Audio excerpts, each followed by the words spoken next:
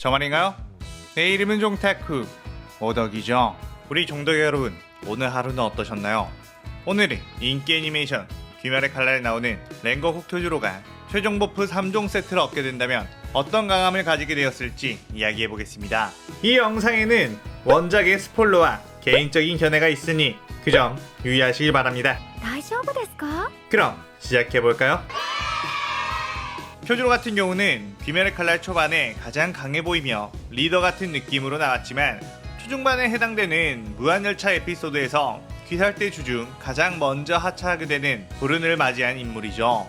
물론 무한열차에서 보여줬던 임팩트 자체는 귀칼 모든 캐릭터 중에 최상위권이라 가장 많은 팬층을 확보하고 있기 때문에 보여준 매력이 없다고 할 수는 없다고 봅니다. 하지만 좀 더 오래오래 나와서 더 많은 활약을 해주고 간지나는 액션씬을 많이 보여줬으면 하는 아쉬움이 굉장히 많이 남았죠. 특히 화염의 호흡을 사용하는 액션 만화 속에 나오는 가장 멋진 대표 속성을 가지고 있는 캐릭터이다 보니 중후반쯤부터 나오기 시작하는 반점이라는 버프 스킬, 그리고 후반부에 나오는 내비치는 세계와 혁도 같은 스킬을 얻었다면 어떤 전투력을 가지게 되었을까에 대한 궁금증이 생깁니다. 쿄주로는 일찍 죽어 전투력에 대한 정확한 측정이 어렵지만 후에 나온 여러가지 서술로 통해 쿄주로는 무한열차 시점에서 상위권 전투력을 가진 주라는 게 나왔죠. 대부분 말하는 게 교메이, 사네미, 쿄주로 이렇게 상위권으로 많이들 부릅니다. 무한열차 시점에서 아카자를 만나지 않고 그 시점에 전사하지 않았다면 차곡차곡 다른 주들처럼 성장했을 쿄주로이며, 아카자의 말처럼 조금만 더 지나면 몸에 전성기를 맞을 쿄주로였기에 최종 구면 시점이라면 버프 3종 세트를 전부 갖출 수도 있죠. 그렇다면 쿄주로가 반점, 내비치는 세계, 혁도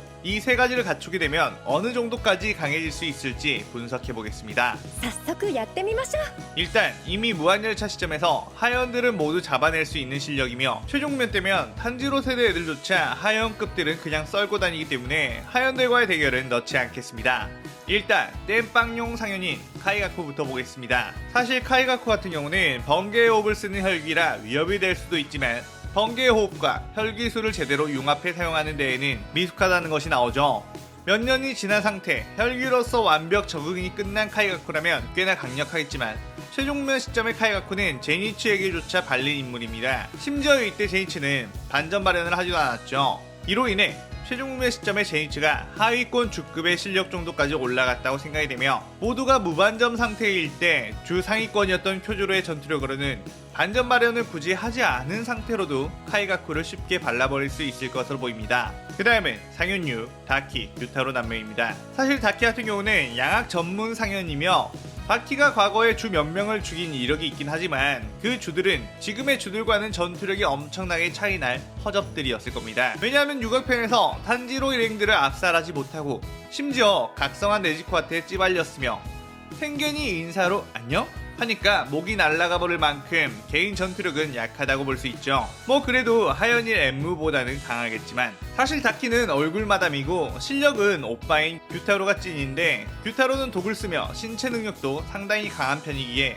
쿄주로 혼자서 이 둘을 상대하려면 꽤나 까다로워질 수 있겠죠. 텐겐 역시 반전 발현하지 않은 상태에서 탄지로 일행의 도움을 받아 겨우겨우 잡아냈으니만큼 쿄주로 혼자 상대하려면 맘 편하게 반점을 발현해줘야 할 것 같습니다. 규타로 남매를 혼자서 상대하기 까다로운 이유 중 또 한 가지는 그 둘의 목을 동시에 베지 않으면 퇴치할 수 없다는 점입니다. 다키의 목은 금방 잘라낼 수 있는 쿄주로지만 규타로와 싸우고 있을 때 목을 다시 재생시켜서 규타로를 도와줄 수도 있고, 규타로의 목이 베이겠다 싶으면 빤스런을 해버려 계속 재생할 수 있게끔 해버릴 수 있다는 겁니다. 이렇게만 보면 얘네를 혼자서 어떻게 잡으려나 생각할 수도 있겠지만 혈기라는 존재는 재생이 되긴 하지만 체력 자체가 100으로 차는 것은 아닙니다. 몸의 일부가 잘렸을 때 데미지를 20을 받았다면 재생했을 때 몸은 원상복귀가 가능하지만 체력을 20 다 재생하는 것은 아니죠. 그렇다 보니 데미지가 누적이 되고 커다란 신체 절단이 일어나면 그것을 재생하는데 꽤나 큰 체력 소모를 하게 됩니다. 그래서 신체 재생이 점점 느려지게 되고 위력도 떨어지게 되죠. 즉 전투력으로 우위에 서기만 한다면 아무리 몸이 재생을 하더라도 일방적인 데미지를 줄 수 있고, 그렇게 체력이 빠졌을 때 목을 베어버린다면 목이 전부 붙기 전에 다른 한 명의 목을 베어 죽일 수 있게 됩니다. 또한 다키의 머리끄댕이를 한 손으로 잡고 규타로에게 접근해 규타로에게 던져 일렬로 같은 선상에 서는 순간 강력한 공격으로 둘의 목을 동시에 베는 것도 가능하겠죠. 물론 반전 발현했을 때의 이야기입니다. 반전 발현을 하기 전이라면 아무리 쿄조로라고 해도 규타로를 농락할 정도의 수준 차이까지는 되지 않는다고 생각이 되네요. 그 다음은 상현호 교코입니다. 교코 같은 경우는 사실 상현 6 다키 규타로 남매보다 오히려 더 쉬운 상대가 될 거라고 생각이 되죠. 하주 무이치로에게 1대1로 퇴치당했던 만큼 무이치로보다 강하다고 평가받는 쿄조로가 반전 발현이 된 상태라면 쉽게 농락할 수 있을 거라고 봅니다. 가끔 무이치로가 상위권 주라고 말씀하시는 분들이 보이는데 물론 천재 캐릭터이며 아주 매력적인 캐릭터인 것은 맞습니다. 하지만 냉정한 시선으로 분석을 했을 때 최종 후면 시점의 무이치로는 상위권 주라고 말할 수 없는 전투력을 보여주죠. 물론 재능 자체가 엄청나게 뛰어나 버프 3종 세트를 모두 발현시키긴 했지만 신체적으로 아직 성장하지 않았고 전투 경험이 많이 없다 보니 버프 3종 세트를 가지고도 큰 전투력으로 승화시키지 못합니다. 예를 들어 반점을 발현한 무이치로가 코쿠시보에게 단 한 대의 공격도 성공하지 못하고 공격 한 방에 팔이 날아갔으며 그 다음에 칼을 뺏겨 기둥에 꽂혔죠. 그런데 그 다음에 나온 사네미는 반전 발현 없이도 코쿠시보에게 공격을 먹이고 코쿠시보의 공격을 몇 합이나 버텨내는 모습을 보여줬습니다. 즉 반전 발현한 무이치로가 반전 발현을 하지도 않은 사네미보다 약하다는 말이 되며 반전 발현 없을 때 사네미 다음으로 강하다고 평가받는 쿄조로나 엇비슷한 수준의 대련 실력을 보여준 기우보다 낮은 평가를 받는 근거가 되죠. 그런 쿄조로나 기우가 반전 발현을 하면 당연히 무이치로보다 강할 확률이 높으며 무이치로는 잠재성이 뛰어난 캐릭으로 향후 몇 년만 지났어도 교메이 다음으로 강한 주가 되었겠지만 최종 후면 시점에서는 상위권주라고 말할 수 없죠. 어떤 분들은 제가 무이치로를 상위권주라고 하지 않은 게 무이치로를 싫어하고 질투해서 그러는 거 아니냐고 댓글을 달았던데 제 영상들을 쭉 보면 알겠지만 저는 무이치로에 대한 애정이 아주 높아 영상으로도 많이 만들었는데 애정이 높다고 해서 작품에서 나온 근거들을 무시하고 무이치로를 상위권주라고 말을 할 수는 없다고 생각합니다. 어쨌든 그런 무이치로에게 1대1로 졌던 교코이기에 사실 쿄조로가 반전 발현을 하지 않아도 교코를 이길 수 있을 거라고 생각이 됩니다. 작가 피셜로 나온 내용들 중 쿄조로는 힘도 무이치로보다 강하고 스피드도 무이치로보다 빠르다고 나왔으니만큼 기본적으로 반점 없이 교코를 상대하기에 충분하고 또한 쿄조로는 열혈 캐릭터답지 않게 매우 신중하며 전투 센스가 높기에 수옥발 같은 기술에도 걸리지 않을 것으로 예상됩니다. 그 다음은 상현사 한탱구입니다. 한탱구 같은 경우는 조야쿠텐이 되기 전의 분신들은 솔직히 쿄조로의 상대가 되지 못합니다. 각각의 분신들이 탄지로와 네즈코에게 가로막힌 수준이다 보니 칼에 베어 여러 마리로 나눠진다고 해도 반전 발현한 정도의 쿄조로에게는 거의 양악 수준을 당할 것 같네요. 그나마 조야쿠텐으로 변신해야 싸울 맛이 나며 진짜 싸움이 시작되는 것이지만 조야쿠텐 역시 반전 발현한 미츠리를 상대로 엄청나게 시간이 끌렸다는 것을 보면 조야쿠텐이 가지고 있는 전투력 자체는 반전 미츠리와 비슷한 수준이라고 볼 수 있습니다. 물론 회복력은 다르지만요. 하지만 한탱구를 잡기 위해서는 본체를 잡아 죽여야 하는데 이게 좀 골치 아플 것으로 보이죠. 숨어버리면 혼자서 찾기 어려울 테니까요. 하지만 결국 조야쿠텐의 체력이 떨어지면 떨어질수록 본체의 힘도 약해지고 본체의 목을 베지 못한다고 해도 해가 뜨게 되면 결국 죽기 때문에 그 자리에서 계속 싸우면 자연스럽게 쿄조로의 승리가 될 것이고 한탱구 본체가 해를 피해 도망가 버리면 죽이진 못했더라도 쿄조로의 승리가 되는 것이죠. 그 다음 새로운 상현사 나키메입니다. 나키메 같은 경우는 전투력 자체는 강하지 않으며 무한성을 조종하는 능력과 눈깔로 정보 수집하는 게 전부이기에 귀찮게만 할 뿐 쿄조로에게 위협이 되지 못할 것 같습니다. 하지만 쿄조로 또한 나키메를 죽이려고 하면 꽤나 시간이 걸릴 것 같고 엄청나게 만화가 지루해질 것 같습니다. 그래도 결국에 좋은 상황 판단력과 냉철한 두뇌를 가지고 있는 쿄조로가 방법을 찾아 나키메의 목을 베어버리지 않을까 싶어요. 그 다음 상현사 아카자부터 그전 애들과는 다르게 엄청나게 강해집니다. 사실상 쿄조로가 반전 발현한다고 해도 아카자와 1대1 싸움에서는 질 확률이 더 높습니다. 하지만 내비치는 세계와 혁도까지 발현해 싸운다면 양상이 조금 달라질 수 있죠. 왜냐하면 작중에서 결국 내비친 세계를 깨우친 탄지로에게 목이 날아갔잖아요. 아카자의 나침의 상위호환 능력이 내비치는 세계이며 아카자가 그토록 도달하고 싶었던 최고의 경지가 내비치는 세계이니만큼 그 기술을 익힌다면 확실히 아카자에게 큰 데미지를 입힐 수 있습니다. 내비치는 세계를 통달하는 사람은 그저 상대방의 약점이나 움직임만 볼 수 있는 것이 아닌 탄주로와 탄지로처럼 투기가 없는 상태로도 만들 수 있고 교메이가 피해 흐름을 조작할 수 있는 것으로 보아 자신의 감각조차 예민하게 다룰 수 있다는 것을 알 수 있죠. 물론 내비치는 세계를 얻는다고 해서 모든 공격을 피하는 것은 아니지만 반점으로 인해 신체 능력의 상승을 얻은 쿄조로라면 탄지로의 최종면 시점보다 더 강할 것이고 충분히 아카자의 목을 베어낼 수 있을 것으로 생각됩니다. 하지만 여기서 아카자가 목의 약점을 극복하는 흐름이 되어버린다면 결국에 쿄조로는 이 버프 3종 세트를 얻더라도 질 확률이 높아지죠.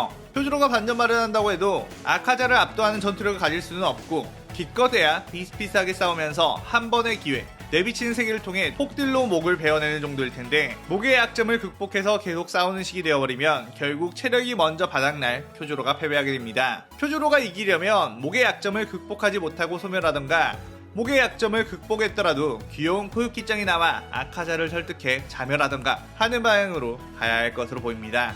무조건 상현 3부터는 주 3명이 붙어야만 이길 수 있어요 라는 작품 초중반쯤에 나오는 말 하나로 1대1은 절대 못 이긴다는 말을 하는 분들이 있는데 그 말은 반전 발언과 내비치는 세계, 혁도 이런 설정들이 나오지 않았을 때 주 3명을 말하는 것이고 버프 3종 세트를 가진 주의 전투력 향상은 엄청나다는 걸 작품을 보면 알 수 있을 겁니다. 심지어 탄지로에게 목이 날아갔다는 것만으로도 주 3명의 전투력 설정이 깨졌다고 볼 수 있죠. 원래 이런 소년 액션 만화에서는 초반에 적들을 강력한 존재로 서술해놓고 그것을 깨는 상황까지 주인공들의 실력을 올리는 서사가 나옵니다. 그렇기에 최종면 시점에서 초반과 똑같이 무조건 주 3명이 붙어야 이길 수 있는 존재를 1대1로는 절대 못 이겨요 하는 논리는 맞지 않죠. 그리고 그런 논리가 무조건적으로 맞으려면 요리이치도 아카자를 이기지 못한다고 해야 하죠. 요리이치도 한 명의 주였으니까요. 뭐 실제로 아카자가 주 3명급의 전투력이라 요리이치도 아카자를 이기지 못한다고 댓글을 다시는 분들도 있긴 있었습니다. 개인적인 견해로 볼 수 있다지만 과도한 맹신은 좀 무섭기도 하네요. 그 다음은 상현이 도우마입니다. 도우마 같은 경우는 호흡을 쓰는 검사에게 아주 치명적인 상성을 가지고 있습니다. 냉기 결정을 주변에 깔아놔 그것을 마시면 폐가 얼어붙어 버리는 거죠. 그런데 또 얼음을 녹이는 것이 뭘까요? 바로 화염입니다. 또한 생각을 해보면 시노부 같은 경우는 반전 발현을 하지 않은 상태라 폐에 스며들어간 냉기 결정이 치명적으로 작용이 됐다고 생각이 되며 반전 발현 상태는 온몸에 열이 올라가 있는 상태다 보니 냉기 결정에 의해 폐가 곧바로 얼어버리진 않을 것 같습니다. 또한 이노스케와 카나오가 냉기 결정을 피해 싸울 수 있는 정도라면 표주로 역시 충분하겠죠. 하지만 1대1로 싸운다면 아카자보다도 높은 등급의 도우마에게 신체적 능력 역시 표주로를 웃돌 것입니다. 도우마전에서 표주로가 이길 수 있으려면 어떤 상황이 있어야 하는데 도우마의 자만심으로 인해 처음부터 전력으로 상대하지 않고 슬슬 가지고 놀다가 죽일 생각을 하며 공격도 일부러 맞아주는 그런 상황이죠. 물론 도우마의 성격상 분명히 처음에는 상대를 깔보고 어디 한번 때려봐라 하는 식으로 여유를 부릴 가능성이 높으니 그때 표주로가 반전 발언과 내비치는 세계, 혁도의 힘을 합친 오이 연옥을 사용해 단칼에 도우마의 목을 베어낸다면 승리할 수 있지만 그 공격으로 베지 못한다면 사실상 더 이상의 기회가 찾아오지 않을지도 모릅니다. 그냥 정석적으로 싸우기 시작하면 표주로의 실력을 보고 도우마도 페이스를 올리기 시작할 것이며 원거리 혈기술로 엄청나게 압박하고 자신에게 다가올 틈을 주지 않을 것이기 때문이죠. 다른 인물이 도와주며 양동작전을 쓴다면 어느 정도 기회를 노릴 수 있겠지만 1대1의 상황에서는 아무래도 쉽지 않을 것 같네요. 그 다음은 상현 1 코쿠시보입니다. 코쿠시보는 앞서 나왔던 모든 상현들이 덤벼도 사실상 코쿠시보를 이길 수가 없을 정도의 실력을 가졌다고 봅니다. 반전 발현한 하주 무이치로를 농락할 정도며 반전 발현한 사네미, 반점에 내비친 세계, 혁도까지 있는 교메이로도 쉽게 이길 수 없었죠. 이 말은 표주로가 최종 버프 3종을 얻는다고 해도 1대1로는 코쿠시보를 절대로 이길 수 없다는 얘기입니다. 코쿠시보 역시 내비치는 세계가 있는 상태라 1대1 상태에서는 공격을 먹일 수가 없으며 혁도가 발현된다고 해도 공격이 닿지 않으면 무용지물이겠죠. 표주로는 코쿠시보전 때 나온 반점 사네미 정도의 모습과 비슷한 수준으로 발릴 것이며 귀살 때 최강 전력 교메이가 오지 않으며 주 4명이 덤벼도 못 이길 것 같습니다. 무장과 코쿠시보의 수준은 확 높아지니만큼 어쩔 수가 없죠. 1대1 수준으로는 표주로가 3종 버프를 얻는다고 해도 아카자 수준으로 머물 것이며 그 다음 상현들은 다른 주들과 함께 잡아야 합니다. 물론 무잔전 때까지도 살아남았다면 분명 효과적인 공격을 많이 넣을 수 있긴 하겠지만 다른 주들에 비해 월등히 큰 활약을 하긴 어려울 것 같네요. 그래도 표주로가 3종 버프를 들고 아카자와 다시 한번 1대1을 해 이기는 외전이 나온다면 팬들이 엄청난 환호를 하고 전율을 느낄 수 있을 것 같습니다. 오늘 꿈에서라도 그 장면들이 나왔으면 좋겠네요. 여러분들이 생각하시기에 표주로가 3종 버프를 달았다면 얼마나 강해졌을지에 대해 댓글 많이 남겨주세요. 오늘의 오덕일기는 이것으로 마칠게요. 영상 즐겁게 보셨다면 구독, 좋아요, 알림 설정 누르는 거 잊지 마시고요. 여기까지 보신 분들 항상 건강하고 행복하시길 바랍니다. 그럼 오늘은 이만. 사요나라.さようなら。